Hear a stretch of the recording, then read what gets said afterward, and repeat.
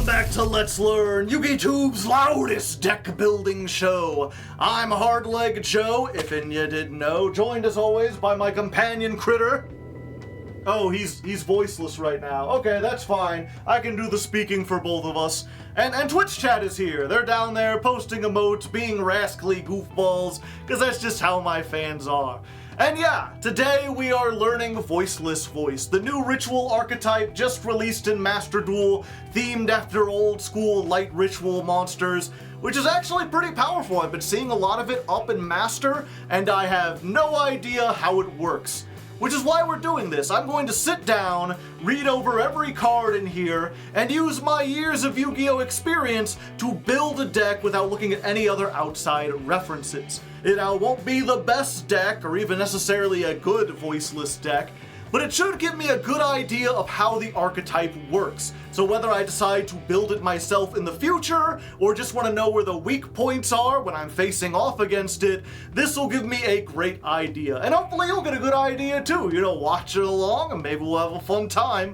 Who knows, Twitch chat might say something silly. Before we get into it though, I do want to give a special thanks to this episode's sponsor, Davon Crushin', who's a longtime patron, a high-level guy, requests episodes every once in a while, and he wanted to see how Voiceless Voice works. So thanks to him that we're getting this episode. Go ahead and say thanks down in the comments. And you know, if you want to join him on the Patreon, either at a high enough level to get requests of your own, or just at like a $1 tier so you can join the Discord, become part of the Hardleg community, there's a link down to that in the description as well.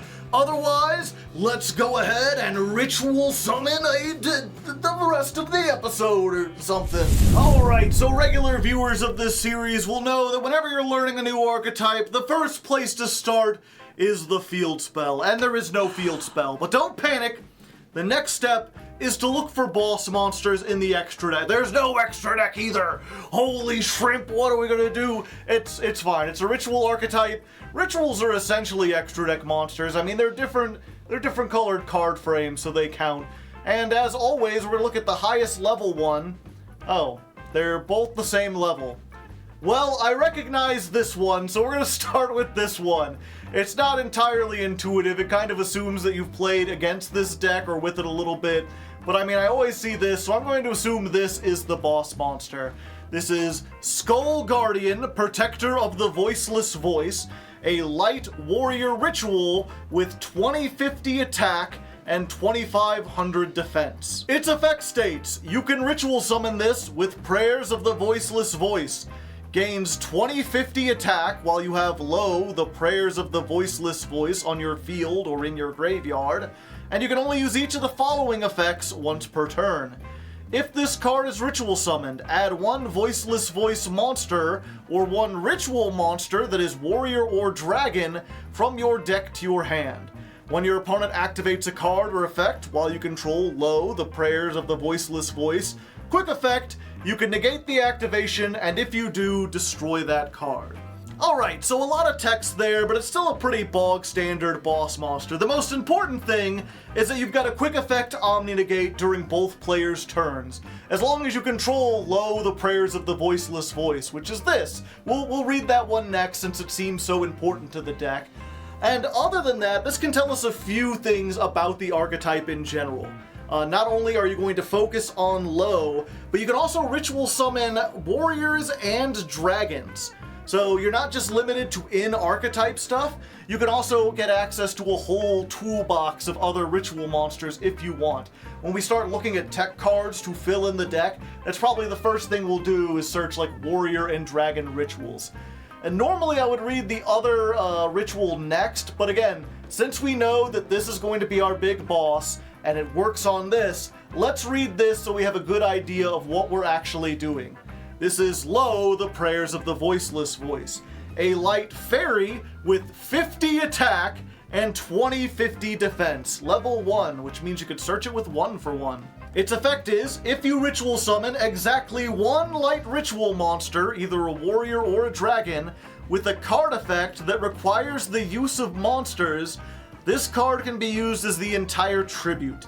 You can only use each of the following effects once per turn. If this card is normal or special summoned, place one Voiceless Voice continuous spell trap from your deck face up in your spell trap zone. And if a light ritual monster, warrior or dragon, is special summoned to your field while this is in your graveyard, you can special summon this card. Alright, so this does a whole lot for the deck. It doesn't search your ritual spell, but it can be used as the entire tribute for a ritual summon. Most notably, it can be used with any light ritual that is dragon or warrior, so again, just opening things up to a whole lot of stuff outside the archetype. But it also sets continuous spell traps from the deck. And if you look at what we've got 2 continuous spells, 2 continuous traps. If any of these search your ritual spell, or even let you ritual summon without doing that, then this is going to be like full combo on its own. I think we're pretty safe, even without reading any of these. If like any of these is useful at all, you're going to want more low. Anytime you get a searcher, you're usually going to want to play it at 3. Unless that searcher is a boss monster, this could be bricky if you draw like multiple copies of it, and I don't know if you have any way to recycle it or whatever. We'll certainly put like 2 in the side deck for now, but we've definitely got the basis of everything. Alright, so normally from here we'd look at the other boss monster, just continue through the rituals, but when we were looking at the Skull Guardian, I noticed that it mentions a very specific card, Prayers of the Voiceless Voice, which is the ritual spell. So before we go ahead and start adding in other stuff, let's see if this completes some kind of triumvirate. You know, maybe this searches some stuff. Let's check out the ritual Prayers of the Voiceless Voice. This card can be used to ritual summon any light ritual monster. You must also tribute light monsters from your hand or field whose total levels equal or exceed the level of the ritual monster. If a face-up light ritual you control leaves the field by an opponent's card effect, except during the damage step, you can banish this card from your graveyard, special summon 1 Saravis the Ancient and Descended, Saphira the Queen of Dragons, or Skull Guardian Protector of the Voiceless Voice from your hand or deck, ignoring its summoning conditions. You can only use this effect once per turn. Well, that kind of opens things up. I know that Saravis was played in this deck. I assume just because it was like a light ritual. It's a card I'm familiar with because it's also kind of a hand trap, but I didn't know it was listed specifically on here. So I guess that means we go ahead and take, what is it, Saravis and Saphira, and we'll just add them into the deck because you can summon them for free if a monster leaves the field. Why not? Alright, so we got these 2 in here. We might read them later. I don't think they're boss monsters in the same way that these are. They feel a little like supplemental. In fact, I'm not even sure if we'll necessarily play this one because I haven't seen anyone summon it. I don't know, maybe they're missing out. That's the whole reason we read everything. As for the ritual spell itself, I'm going to preemptively say, like, you want to play 3 of it, because so far we don't have a way to search it. And if you want any of your plays to go off, you're going to need to ritual summon. Plus, you're having it in the graveyard. Let me read this real quick. You banish it from the graveyard to summon when one of your monsters leaves the field. So it feels like even if it is searchable, you probably want more than 1 so you can ritual summon multiple times.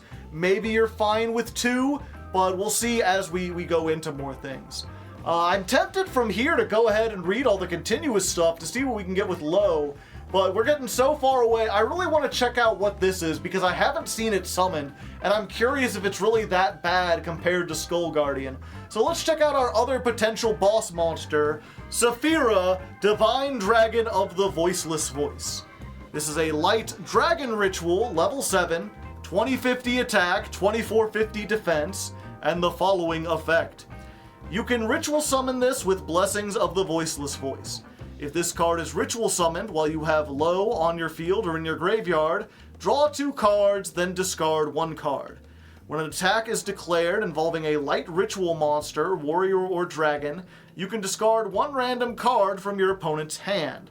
During your opponent's end phase, you can add 1 light monster from your graveyard to your hand. You can only use this effect once per turn. Alright, so I can see why this isn't played as much. It does have some utility. I mean, anytime you can draw cards, great.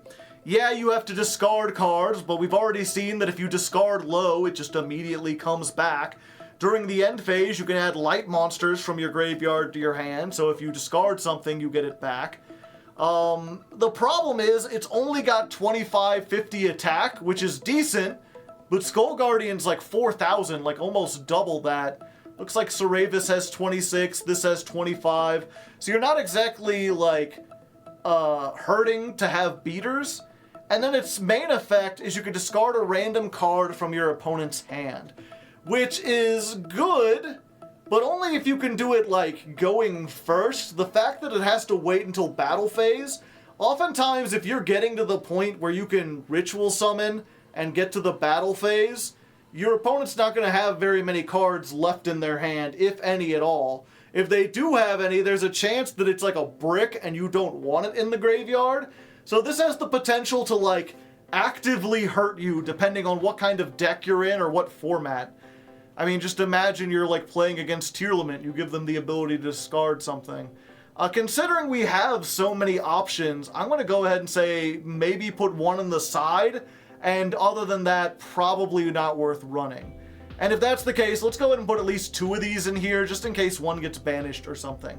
Maybe we'll end up running 3, maybe it's not as bricky as it seems, but that's what we're going to look at for now. Alright, from here, let's go ahead and read the continuous spells, the continuous traps. Let's find out exactly how good low is, and if we actually need like this at 2 and this at 3, because if these are searchable, we might bump them down to like lower numbers. And we'll just go down the line, starting with Barrier of the Voiceless Voice. While you control low and a light ritual monster, your opponent's monsters can only target rituals for attacks. Also, your opponent cannot target light monsters you control with card effects. During your main phase, you can add 1 Voiceless Voice or 1 Skull Guardian ritual monster from your deck to your hand, except another copy of itself, and you can only use each copy once per turn. Alright, so there's a 3 of. Again, anytime you get a card that searches stuff, you're probably going to want to put that at 3. And, I don't know, I think that means you can play this at 2, because now you have, like this, searches low or the ritual spell. But she doesn't search the ritual spell. She only searches this, and if you've already used the search, you can't do it again. Maybe this gets it to you. I don't know, the ratios are going to be a little tricky. A lot of these modern decks, I'm finding that it's more and more difficult to find out exactly how much of everything you want to play, because there's so much redundancy, right? Like, this searches any one of these. This searches just the continuous cards. The continuous card searches any one of these. So it's just like finding out how many you want to get before you start bricking on redundant pieces just feels like a little tricksy. But for now, I guess we'll leave it at 3. And let's go ahead and check out the other continuous spell, Blessings of the Voiceless Voice. You can target 1 Voiceless Voice card that is banished or in your graveyard, except a copy of itself, add it to your hand. If a non-ritual monster is normal or special summoned, except during the damage step, you can ritual summon 1 light ritual from your hand by tributing monsters from your hand or field whose total levels equal or exceed that level. And if you do, it cannot be destroyed by battle. You can only use each effect once per turn. Alright, that's pretty good. It gives you some recursion, some recycling, so you can get this back. It's any Voiceless Voice card, even if it's banished. So, yeah, I think we can go ahead and put this down at 2. Simply because, yeah, you banish it, but then you just get it back. And also, this is a ritual card. This lets you ritual summon. Granted, you have to wait until your opponent summons a monster, and it's possible that by then it's too late. But the fact that you have both and they're both searchable, makes it seem like maybe playing 3 of this is a little redundant. Who knows? Let's see what the other traps do. And I mean, there's also these monsters up here. So far, though, definitely they got a resource engine going on. As for how many copies to play of this, I think right now you're good with 1.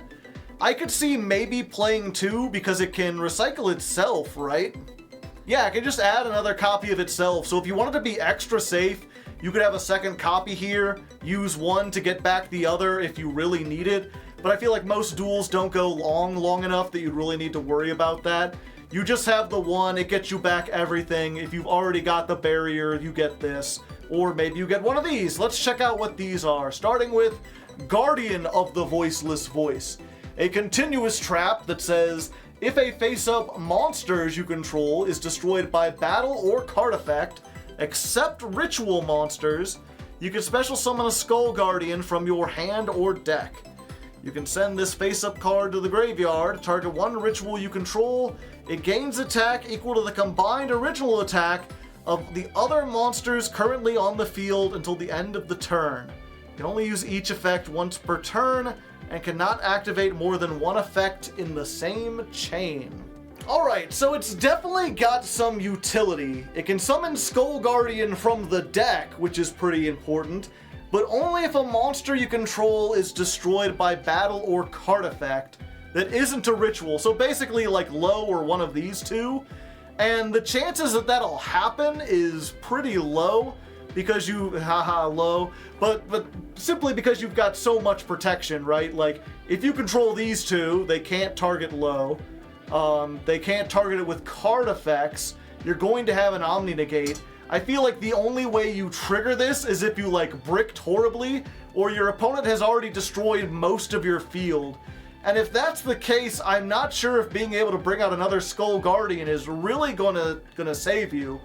Being able to like give this all the attack in the world is pretty great, especially since it doesn't limit like that monster can attack or other monsters can't attack or anything like that. So it might be worth running as a one-of just to like ensure that you can go in for the OTK. But with a control-based deck like this, I'm not sure that's really like a problem. Like you have such a good resource engine with this searching every turn, this getting stuff back, this summoning out of the deck, being able to like revive everything, that you know, usually what's going to happen is you're going to end up having like 8 cards to your opponent's 2, and then it's not going to matter how much attack you have. You'll just whittle them down over a couple turns. Unless they're playing Paleo, then they might be able to come back. We'll see. But for now, I'm going to tentatively just say we'll play one as a fun of, and we'll probably get rid of it later on if we find better stuff. It doesn't summon the ritual. Wait, what? Well, chat is telling me that it summons a Skull Guardian, but not the ritual. Oh, because it just says summon one Skull Guardian, not a Skull Guardian monster. Okay. Yeah, so this is useless. Let's go ahead and take that out of there. I don't think we want to play it just for the battle increase. Yeah, this only summons Skull Guardian, the old ritual monster with 2050 attack that doesn't do a whole lot. Okay, that just leaves us with our final continuous trap, Radiance of the Voiceless Voice. During the main phase, you can activate one of these effects. Shuffle one light ritual monster or ritual spell from your hand or graveyard into the deck, and if you do, add to your hand or special summon one Voiceless Voice monster from the deck. Or you can target cards your opponent controls up to the number of light rituals you control, destroy both this card and as many of the targeted cards as possible. You can only use this effect once per turn. Alright, so this is pretty good. It means if they take out low, you can shuffle anything from your graveyard back into the deck to summon another low from the deck. You can also summon these. I don't think you can summon the rituals because it doesn't ignore summoning conditions, and we have no idea how good these are, but just being able to get low back is good enough. And then being able to destroy all the cards. I mean, this is how I've had it used against me when I was playing Paleozoics. Like, this thing was the bane of my existence, because if they can get 2 out, then they're getting like 2 pops, and the fact that it goes to the graveyard doesn't really matter, because Blessings can get it back, and then Low can place it again, or you could just set it and activate it again. You're essentially reusing this over and over and over again. And once more, it doesn't specify itself. So like, if you really wanted to, you could play 2 of these, or maybe just like one in the side deck if you happen to be in the TCG. And then if like, your opponent has a whole bunch of back row removal, well then you got an extra copy, and these 2 can just like recycle each other endlessly. Although I don't think you'll need both, because again, you've already got so much recycling. From there, I think we go ahead and finally look at the other 2 Voiceless Voice cards. These are tempting, because rituals are still kind of like your boss monsters, but these are only listed on 1 card, whereas like several of these cards mention other Voiceless Voice cards. So let's see what the other Voiceless Voice are, starting with the higher level one. Saravis, Dragon Sage of the Voiceless Voice. It's a level 7 light dragon with 2600 attack, 2800 defense. It's level 7, which means if you don't have low, it can be used as the entire tribute for Skull Guardian. or Saravis, or Saphira, so, you know, pretty good. And it has the following effect. You can special summon this from your hand by shuffling 2 spells from your hand and or graveyard into the deck, including a ritual spell. You can only special summon Saravis once per turn this way.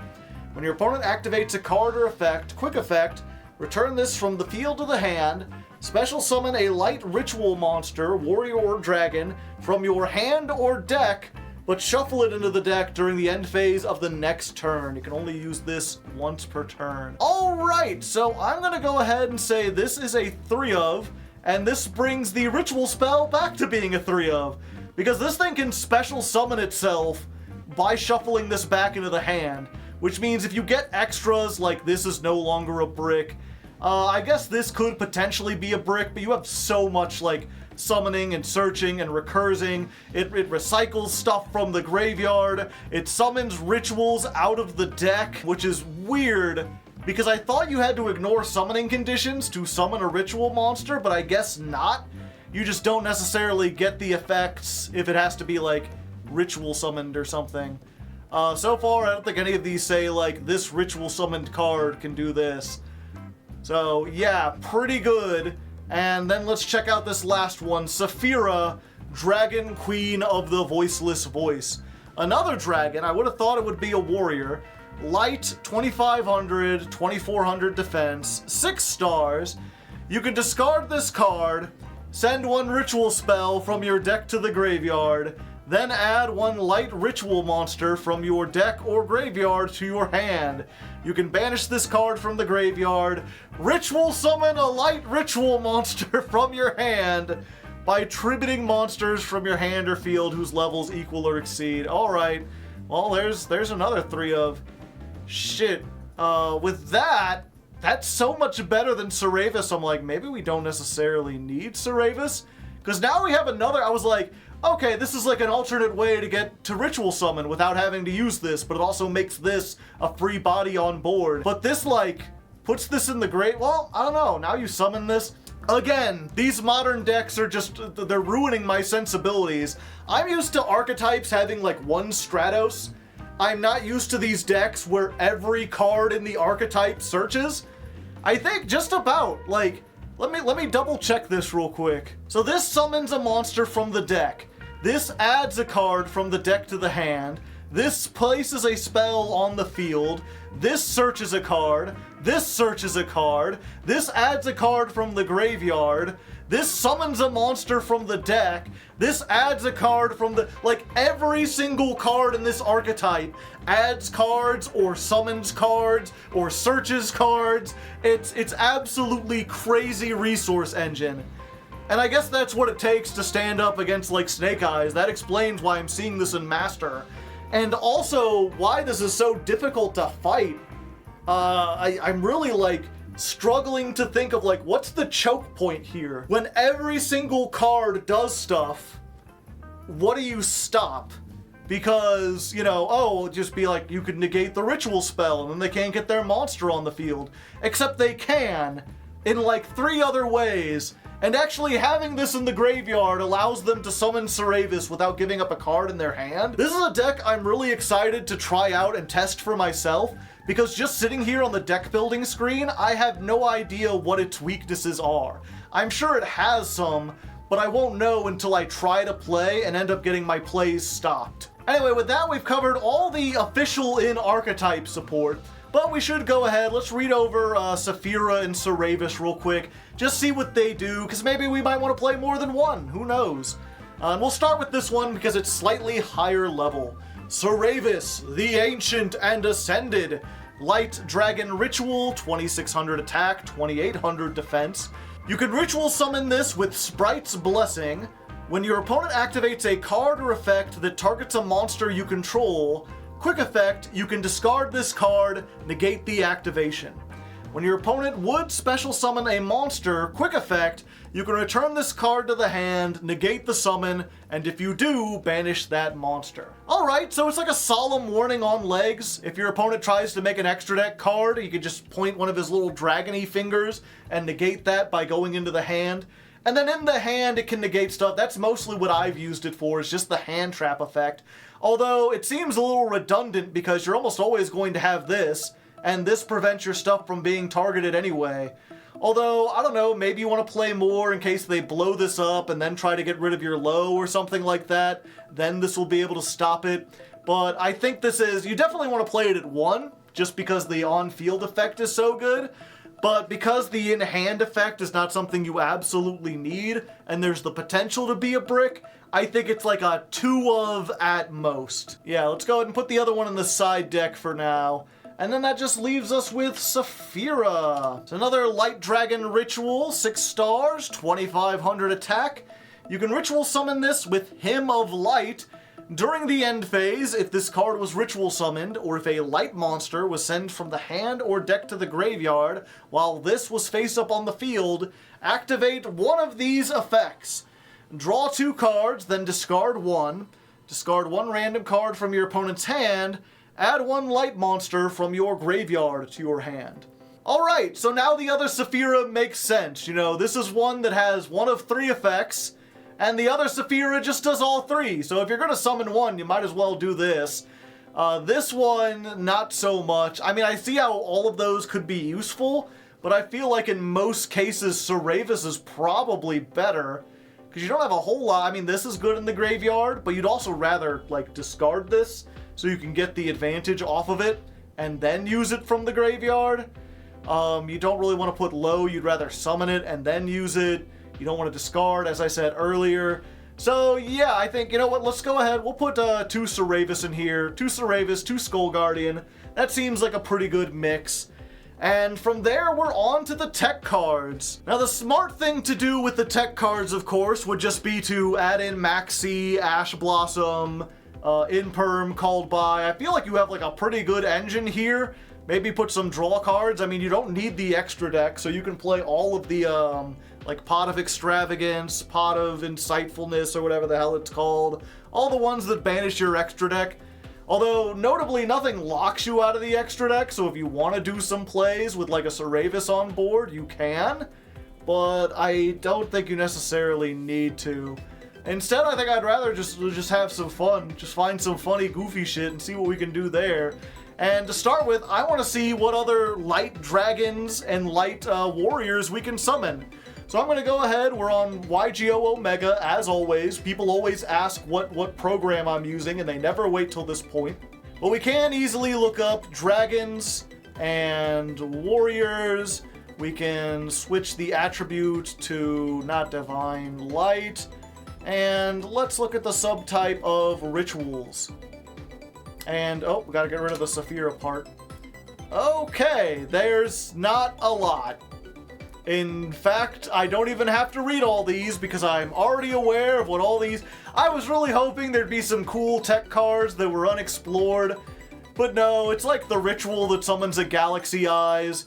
There's this thing that, like, gains attack equal to normal monsters, but only has 500, so it, like, needs its effect to get, like, a decent attack stat. And then the one that summons a Blue Eyes. So I guess technically, you know, you could mix these with normal monsters or Photon Galaxy stuff, but that is instantly disappointing. But who knows? Maybe one of these days we'll find a good one. Oh wait, 1 second. Chat is making me aware there's something, because we typed ritual in here and we didn't type pendulum ritual.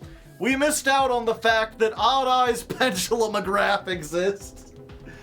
There is a ritual pendulum, which, yeah, does see play in this. It's a 7-star, it's searchable with all the things that search the light rituals, and it's got a pretty decent effect.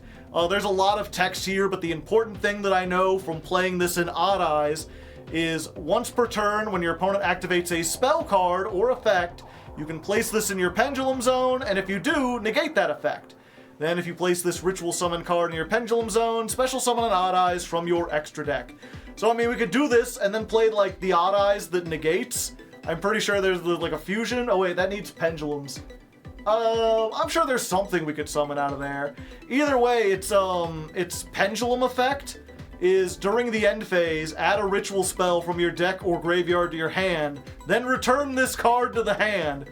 So basically what you're going to do is summon this out. If they activate a spell, you negate it, put it in the pendulum zone, and then at the end of your turn, it's going to add itself to your hand and add this to your hand, so you can pendulum summon it out again, or pendulum summon something else, or do whatever you want with like Saravis and whatnot. So it definitely seems like a one-of you'd want to put in there, and who knows, maybe there's some light warrior dragon rituals that will get added in the future.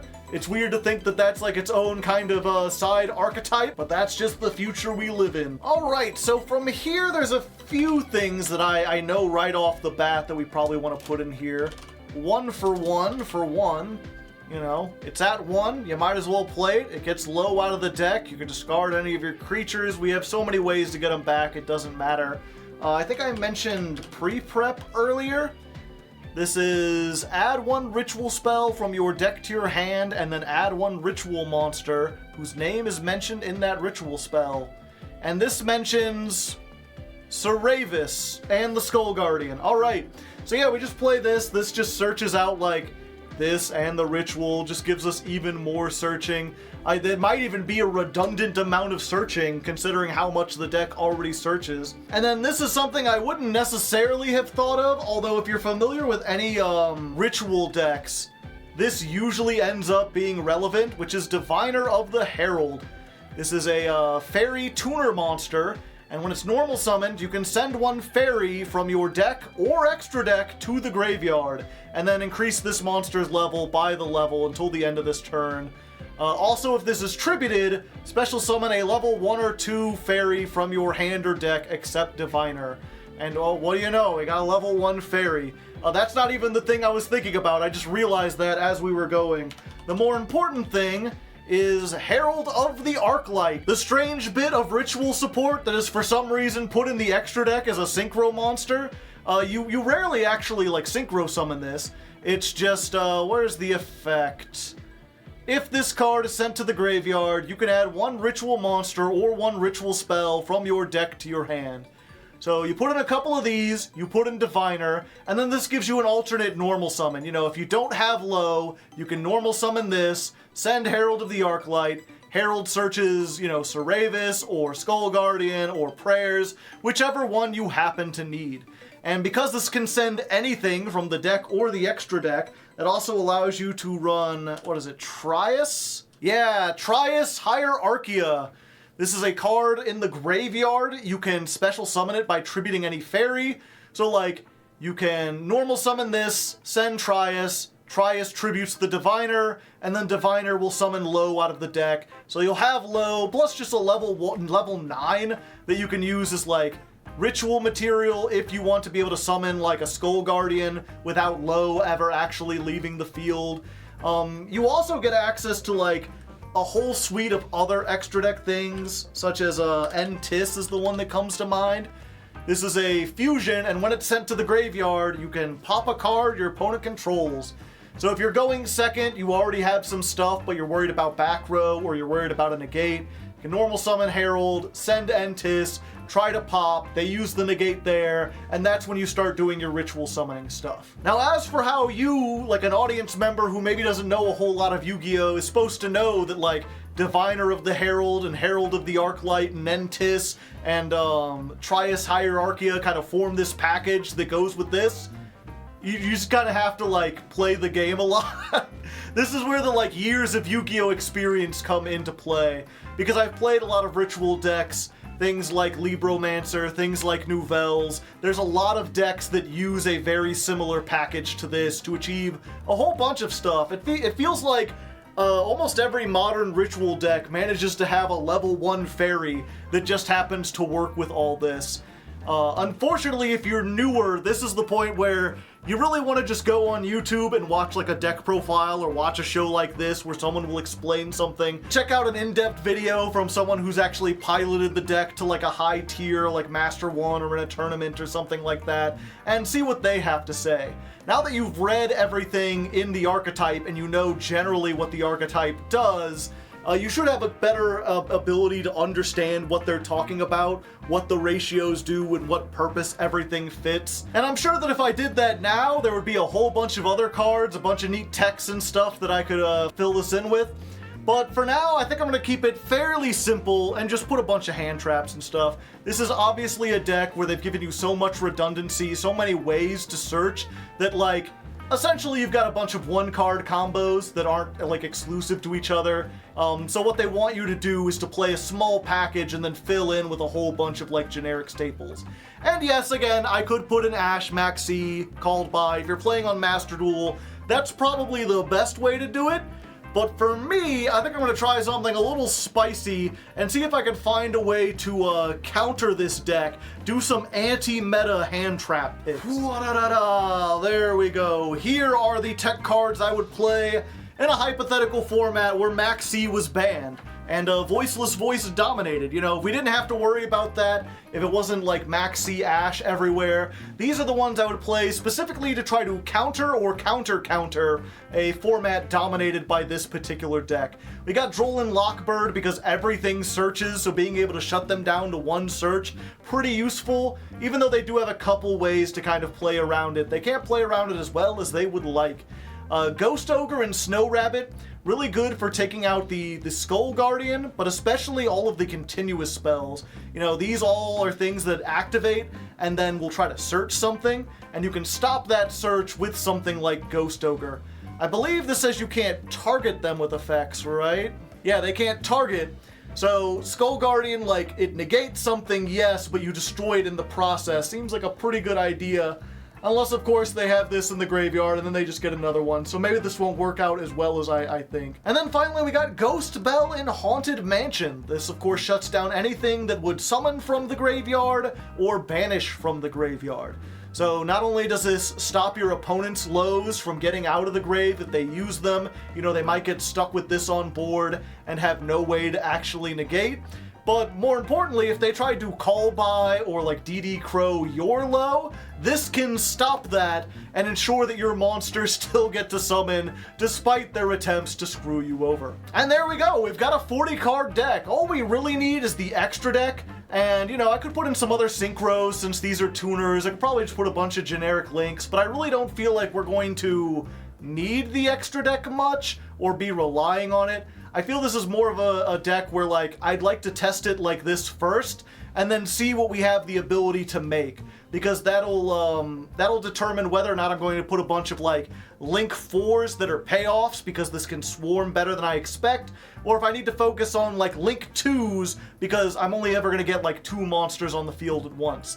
That being said, there is one monster that we're absolutely going to play because it's basically like the Link monster that you use with rituals. It specifically requires a ritual, its removal, its recycling is very good, again, in a lot of other ritual decks. We'll go ahead and put 2 of Dynamondo in there. And from there, I'm just going to test the deck out. The fortunate thing about using yugioh Omega over something like Master Duel itself is that this has a nifty test hand feature where you can just load up, draw 5 random cards, and play against a computer that's not going to have any hand traps, not going to stop you or anything.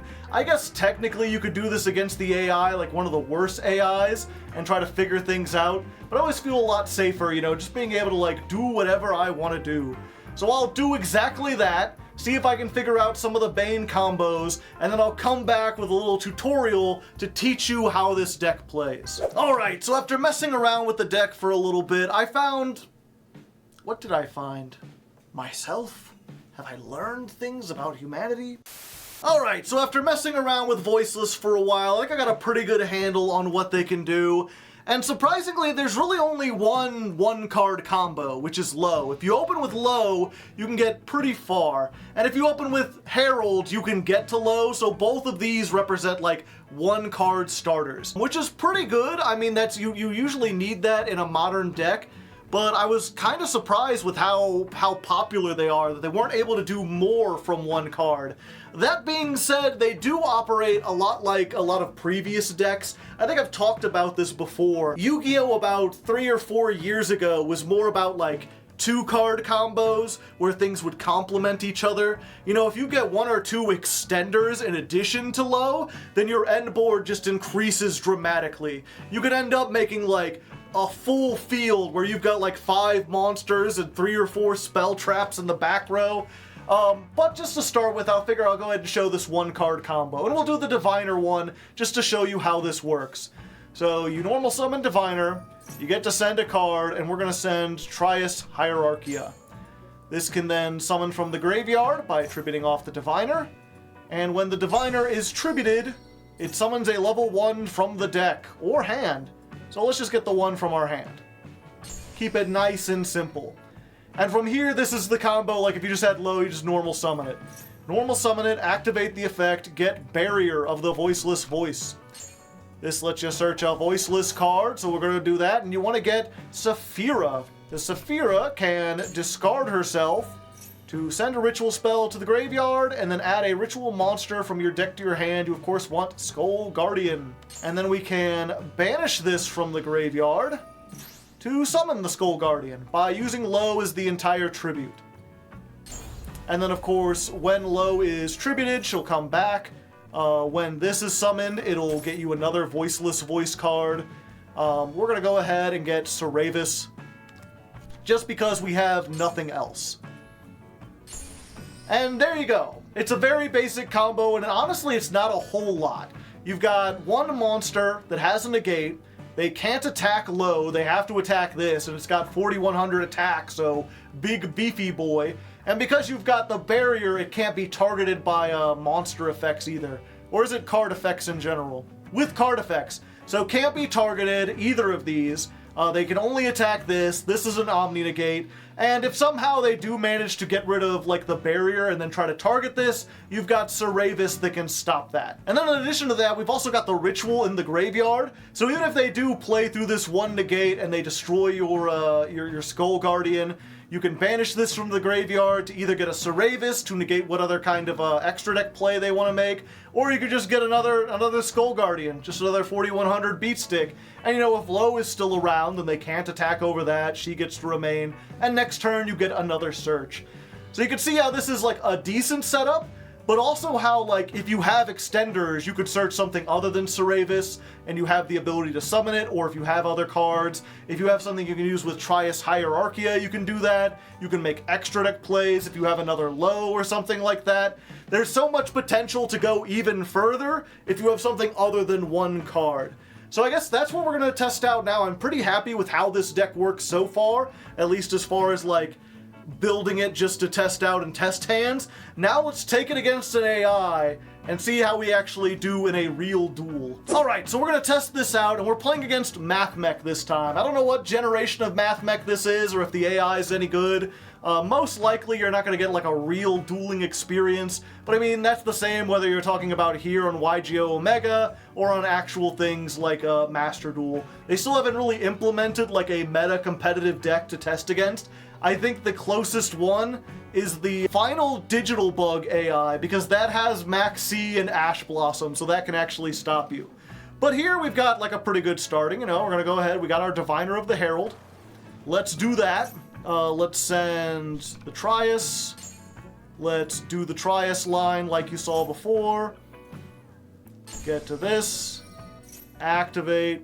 Get to this. I probably could have like done this differently because I had the 1-for-1, but I think we want to keep the Drolin lock. And we'll go ahead and just set the trap because we've already got the other 2 right here. So let's go ahead and do this. Get ourselves Saphira. Yada yada. You go in the graveyard. I get myself a guy. We're gonna go ahead and do that dang old ritual summon. Boom, boom.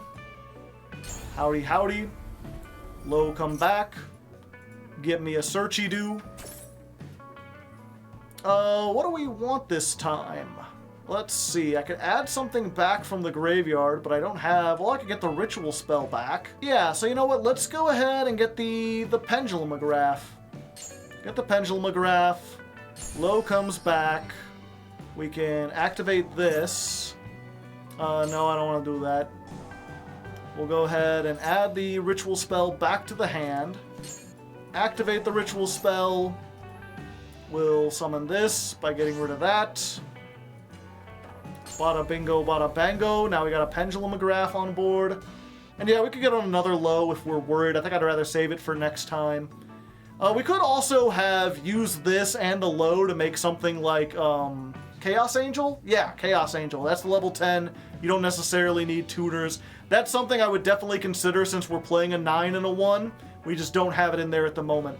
But that's what I was talking about as far as like, you test it out and you notice like, oh, could have made a Chaos Angel there. Granted, I'm not sure if you want to do that going first, but we'll see. Upstart Goblin, okay. And then we'll droll and lock them. No more searching for you, please. Division. Okay. They got 2 on board. They're making Alan Bershin. Something about a nil chain resolve? I'm not sure if I trust that. Yeah, I'm not worried about that. Oh, they're not going to activate it? You'd think they would activate the effect. End phase? Oh, I don't get a chance. Oh, this is main phase. Oh, threatening roar. The fuck? No. No, you're not allowed. Okay, I guess they are allowed because they have 2 threatening roars. That's unusual. This is a very strange build of Mathmech. But we could just go plus like crazy, right? Like, now that we've got this, we could just like... Yeah, let's go ahead and get another low. Oh wait, we don't need low because we've already got all of the spell traps here, right? So yeah, you know what? We're gonna 1 for 1. Send low. Summon low. Get there one way or another. Sure, we'll just get extra bonus materials. And then because we've got 2 spells in the graveyard, now we can special summon this by shuffling these 2 back. And then we can turn this into something during their turn. Okay, your move. Oh yeah, Chad is just pointing out, I'm like, why didn't they search with Alan Bershin? Like, I drolled them. They couldn't do anything with the droll. Oh, I should have used Pendulumograph there. I don't know why I didn't. But I mean, it's fine. I mean, we've won the game now, right? Just pop these 2. Goodbye. Oh, you're coming back? Yeah. We'll tag this out. We'll summon Saravis. Battle phase. You can't attack. Now I can attack. Those level 7s. Fuck. I don't have any more room to get stuff. Yeah, we just go to battle. I guess I could summon another one of these and just have, like, 8,000. But again, it's weird to think, like, looking back, I was like, oh yeah, we might need that trap to get damage on board. No, I don't think we will. Okay, let's try this again and let's let them go first. Let's go second and see how we do then. With a, I'd say this is significantly worse, but it's really not. We have access to low, we have access to the Skull Guardian, we have access to Saravis and the ritual spell. It's like discount searching warehouse. They've got 2 threatening roars. Once again, I swear I have shuffle deck on. Huh. I can chain Ghost Bell to pre-prep. I did not know that. I guess just another way that Ghost Bell can stop things. Yeah, let's do this. And I don't think we need all 3 of these. Let's just send one of those off. Get ourselves a low. Howdy low. Barriers. Activate. Get you, I guess. Summon this. Tribute you. Howdy, howdy. You get a search. But she came back. And you're just saying, like, I could negate stuff if I really wanted to. I guess we'll get Saravis here. It don't matter. None of this matters. I got so much stuff I can do. Just send another one. Add the Pendulumograph. Yeah, we'll just do this We'll summon... What has more attack? Oh, it doesn't matter. They can't attack anyway. Oh, yeah. We'll get this with this. I can see some people were saying Nibiru would be a pretty good thing. And yeah, that makes sense. Considering it's just such a high level, it gives you all the stars that you need. But yeah, now you can see we've got like 2 negates, plus something that summons another negate, plus hand trap still in here. Like, what are they even gonna do? Yeah, I'll just negate that. Get out of here. Get destroyed. Okay, Mathmech was not a great person to play against. Who decided they were going to have Threatening Roar? Yeah, just having some links would be good. So we can link this off and then... Or even Synchro 7, 8, 9, 10. Oh, just Barone? Sure. Yeah, just normal summon this, make Barone since we got so many 7s. Sure. More negates. Alright, we're gonna try one more duel. This deck's called Totally Awesome. Hopefully it should make some negates that we'll actually have to play through, and maybe we can get an idea of what this... They said a toad and passed. It was all they could possibly do. And yeah, I think from here we've probably got it. I mean, we'll go ahead, we'll fast forward and see what I come up with. Maybe they have something. Maybe they'll hit me with something I'm not expecting, but I think we just like got it here. Oh wow. I'm just realizing, even if I don't necessarily summon this, I can just put it in the like pendulum zone. We'll go ahead. There's no way they got something with more than 26, right? Yeah, it's just Dupe Frog. Yeah, get wrecked, idiot. Ghost Bell says no. 4,100. Half your life points are forfeit. Yeah, and then during the end phase, this just, like, gets me a ritual spell for next turn. Okay. Let's go ahead and get Seravis out of the deck. Bring back Dupe Frog. Battle phase. Why did you summon in attack mode? Water monsters can't be affected by non-water monsters. Sure thing, boss. Anyway, let's just add low. Normal summon low. Put the trap face up. Activate the trap. Goodbye, cards. Oh, you get a monster back?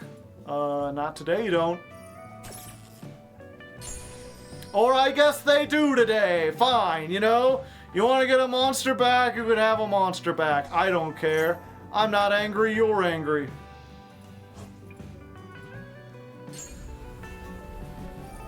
And the low came back just next before. And the low, and you didn't really want the door. Sure. I mean, you're still dead. The frog can't save you now. The frog can just get you other frogs. You know what? I'm curious. Can the AI do anything? Oh yeah, that shuffles back. I was like, where'd he go? I guess he had an important meeting to go to. Yeah, go ahead. Go off, King. What can you do? Oh.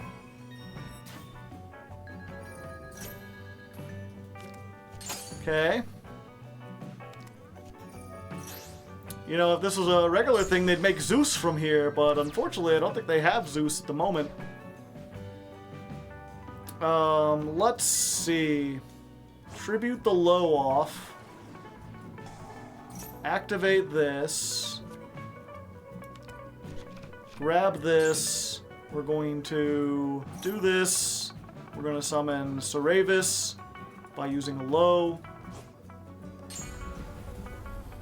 Low comes back. Low doesn't give us the trap because we already used the trap, but it gets this one. And then, like, this one gets us the trap back out of the graveyard. And yeah, just seeing how many times this shows up is like, yeah, it's a pretty good card. Let's see. Do I have a way with my limit? I mean, if I had more of an extra deck, I could do some stuff. But I think Dynamondo is still, like, enough. Dynamondo, target this and the Ceravis, shuffle both into the deck. And then go to battle. Well, you got 2,000. Well, I've got 26. Dynamondo. Bada bing. Who even needs a fully robust extra deck? Easy peasy. Alright, so after testing this out a little bit, what did we learn? Well, a couple things. First of all, we know what we want to put in the extra deck now, right? We want to put Chaos Angel, we want to put Baronne de Fleur, Meteor Burst Dragon. We did need an Odd Eyes that we could summon with this. Meteor Burst seems like a good option, since it can immediately summon this back out if you want, or just get us like a level 7 that does a Steamroll effect. You want a whole bunch of Link 2s, maybe even some Link 1s for lows if you have extra copies you want to get off the field because it's so easy to search them, and maybe some just generic stuff. I'm sure there's better options you could put in there, but I mean, you have a whole lot of options. Some people in chat are talking about playing a Dogmatica package and just having a whole bunch of stuff you want to send to the graveyard, and that's certainly an option. And then other than that, I mean, we learned how the deck works, but unfortunately I feel like we didn't really learn a whole lot about what its weaknesses are, other than low. You want to get rid of low as much as possible, as quick as possible. This thing is like the crux of the entire deck. I guess if you can in-perm low before it can search everything, stop them from really get going. If you can Called by the Grave, get it out of there. Or, again, Ghost Bell, DD Crow would be really good. What was the other one? Oh yeah, Bestials. Just Bestials in general, because all of these are light and dark. Anything you want that can remove this from the graveyard. Granted, your opponent's going to have ways to play around that, but I think that's probably the best bet. Either that or, again, you know, Droll Lock can be pretty useful. Ghost Ogre can be mildly useful. When I was testing, this kept popping up over and over again. The amount of stuff that this can stop was surprising.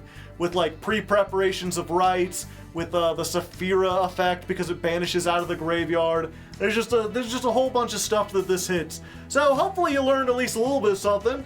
Hopefully maybe if you want to build the deck yourself, you got a good idea. If you want to fight against it, good luck. This deck is still a little bit tough, but at least I know what everything does. I remember playing against it on the ladder, especially with Paleozoic, and just constantly being caught off guard as to like, oh wait, this searches and it gives them protection. Oh, this has an effect in the graveyard. Oh, this does something and it does... Like, everything has, like, 2 effects, almost like pendulums, and it gets a little bit confusing. But I think I got a better handle on it now. Critter, did you get your voice back? Did you get a better handle on things? Ah, I see. Okay, so you're going to be playing, Alestrals from now on. Understandable, but unfortunate. Anyway, have a nice day. I hope you enjoyed.